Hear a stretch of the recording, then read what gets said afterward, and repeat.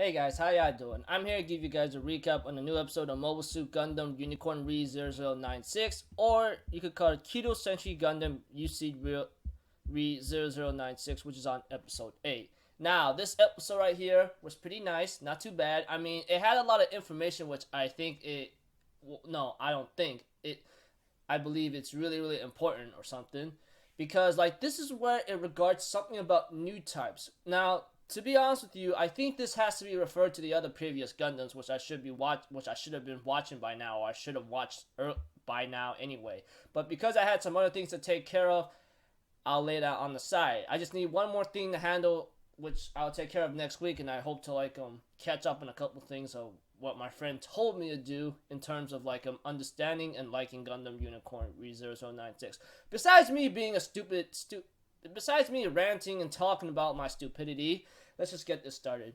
Okay, it plays its long recap through the first episode to the 7th episode of what's been happening for Gundam Unicorn, especially Banaja himself. Eventually, because of the new types, it ends off with that he sees Marida's backstory or heart of what happened to her, and apparently we get to know more about what happened into her own heart whatsoever. So if anything else, let's just get this started. Okay, at the beginning of the episode, after that long recap, we have to it that the founders or that land, whatever they are called, apparently, we get to know that they find some kind of psychotic frame or some kind of system inside a unicorn. Not to mention Maida Cruz is like a new type cybernetic person, which is to my surprise. I mean, it was a little obvious after it showed in last week's ending of the episode, but I wasn't really sure exactly. I had a feeling they were doing some kind of experiment or surgery on her, but I didn't expect them to implant something that involves the new types, which is really interesting because these new types are known to be possibly cybernetic. I mean, this involves Maida Cruz, and she's like the key to this information that's given to me in this episode, And by the time, as we figured out, we get to know that she's pretty dangerous, but eventually when Banaja decides to talk to Maida Cruz, we do get to see her scars and burnt up marks or possible surgical procedures on her. She ends up explaining something involving these new types and this psycho frame kind of program inside the Gundam, and something about Laplace's box, involving that.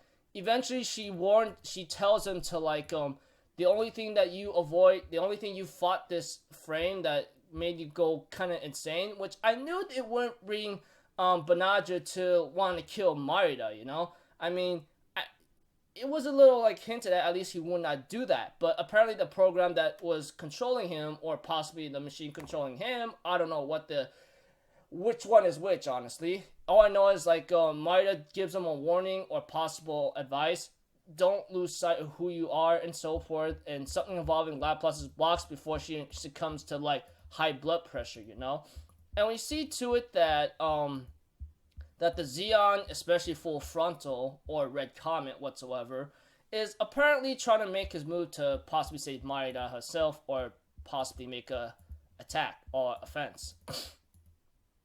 And we have to it that this guy, Alberto, ends up talking to this woman, something involving her grandfather and Banaja's father, possibly, about this box and Gundam Unicorn. She's counting on Alberto to do a little advising plan whatsoever to get that Gundam to that certain location, due to the fact that location is not used for many years. I don't know what the Q is, but let's just say it's behind the scenes kind of evil plan, I could call it.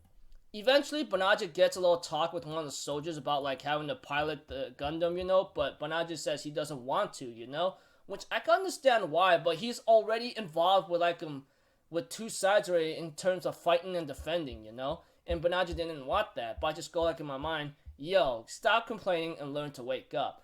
Although I do see and understand why he would act a certain way, though it bothers me a bit knowing that you're already involved in war. There's no way in hell you can run away now, okay? Because you already killed how many people with you? You already stained your hands with blood already, dude. There's no denying that. Once you kill someone, it's gonna stick with you forever.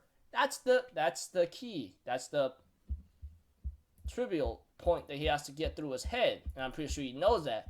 Eventually, he talks to the captain a bit about like certain about responsibilities here and there, which I can understand where he's coming from, though I can't really give out the full details or give you my thoughts and perceptions on it, due to the fact that it's really hard for me to analyze and put it all together, you know? So, eventually, Bonaja ends up talking to the guy who will pilot with him to Earth or something, and whatever the case may be, he tells him, like, you got a lot of things you could do for the two people, such as, like, those friends of yours to alter their fates.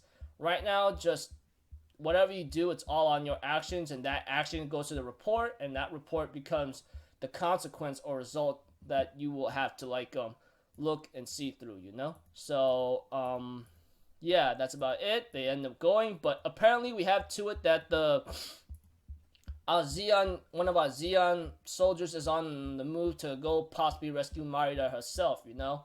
And the captain tells the soldier, like, just be careful, right? You got a family, like, back here and so forth, and don't be too reckless.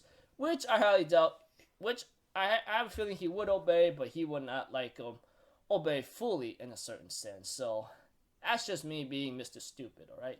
Anyways, not pretty cool episode, not too bad. But one thing for sure is, like,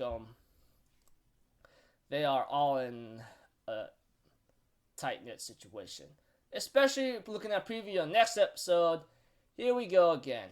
It's going to be rough and tough. That's all I can say. Another space battle, whatever that preview of the episode says. Until then, I'll see you guys in my next video. So, I'm off, Zitto. Have a good day, and I'll see you guys next time. Peace out. Bye-bye. Toot-toot-toot.